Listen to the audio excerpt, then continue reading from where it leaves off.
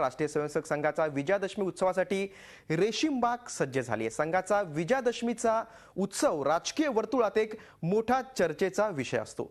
देशातल्या महत्त्वाच्या मुद्द्यांवर सरसंघचालक या दिवशी म्हणजे आजच्या दसऱ्याच्या दिवशी संघाची भूमिका स्पष्ट करतात। विशेष म्हणजे मुख्यमंत्री देवेंद्र फडणवीस, केंद्रीय रस्ते आणि वाहतूक मंत्री नितीन गडकरी हे देखील गणवेशात उपस्थित आहेत। देशातली सध्याची परिस्थिती पाहता आज होत असलेल्या या उत्सवाला महत्त्व प्राप्त झाले।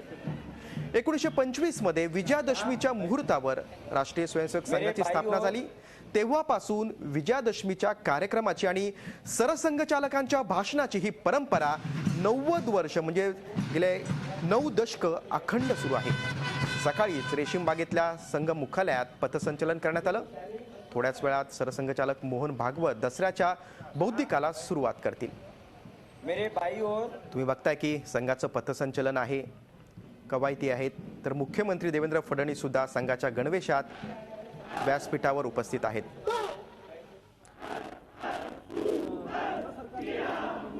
रेशीमबागेतील सोहळ्यासंदर्भात आपण अधिक माहिती जाणून घेऊया। आमचे प्रतिनिधी अखिलेश हळवे आहेत तिथे। अखिलेश,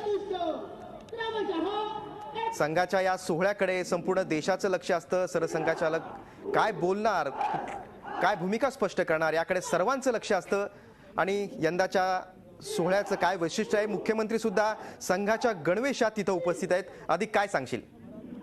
खरे गिरीश, अतिशय महत्वाचा सोहळा असतो संघाकरता। खरं तर संघाच्या पूर्ण कार्यपद्धतीचा विचार करता एकूण वर्षभरात 6 असे वेगवेगळे कार्यक्रम किंवा उत्सव साजरा करतात, पण त्यापैकी विजयादशमी हा संघाकरता सर्वात महत्वाचा सोहळा असतो। त्याला 2 कारण आहेत। प्रमुख कारण हे की या दिवशी 1925 संघाची स्थापना झाली होती आणि दुसरं म्हणजे या दिवशी जो जाहीर कार्यक्रम होतो त्यामध्ये सरसंघचालक मार्गदर्शन करतात आणि त्यांची जी काही भूमिका संघाच्या माध्यमाने मांडली जाते ती पूर्ण वर्षभराकरता संघाची एक ऑफिशियल लाईन आहे असं समजलं जातं।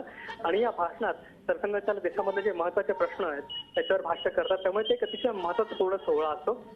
आजच्या कार्यक्रमामध्ये सरसंघचालक देशातले सध्याचे ज्वलंत प्रश्न आहे, मग तो गोहत्या असेल, दादरी प्रश्न असेल, आरक्षण असेल किंवा बिहार निवडणुका असेल, यावर काय बोलणार ह्याच्यावर सगळ्यांचा चर्चा तर्क लावणं सुरू आहे। दुसरा महत्त्वाचा मुद्दा म्हणजे आजच्या कार्यक्रमात देवेंद्र फडणवीस मुख्यमंत्री हे गणवेशात आले आणि कदाचित संघाच्या इतिहासात विजयादशमीच्या कार्यक्रमाला पूर्ण गणवेशात उपस्थित असणारे ते पहिले मुख्यमंत्री आहेत। नितीन गडकरी देखील या कार्यक्रमाला गणवेशात आले आहेत। त्यामुळे एकूणच मागच्या वर्षी जे सत्तांतर केंद्राचं राज्यात झालं त्याचं प्रतिबिंब आजच्या संघाच्या कार्यक्रमात दिसतंय असं म्हटलं चूक ठरू नये। गिरीश, नक्कीच अखिलेश, आपण यंदाच्या सोहळ्याचं एक थोडंसं वेगळं पण आपण म्हणू शकतो की मुख्यमंत्री गणवेशामध्ये तिथं उपस्थित आहेत। तू दिलेल्या सविस्तर माहितीबद्दल धन्यवाद।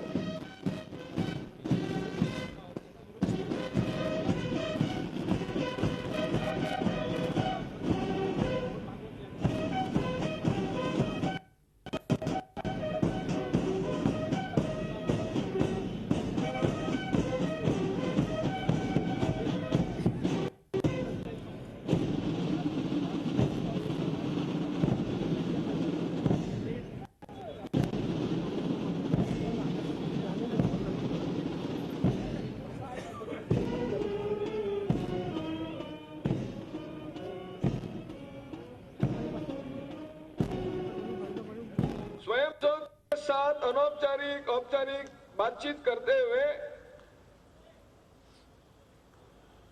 जो विभिन्न उत्सव संघ ने स्वीकार किए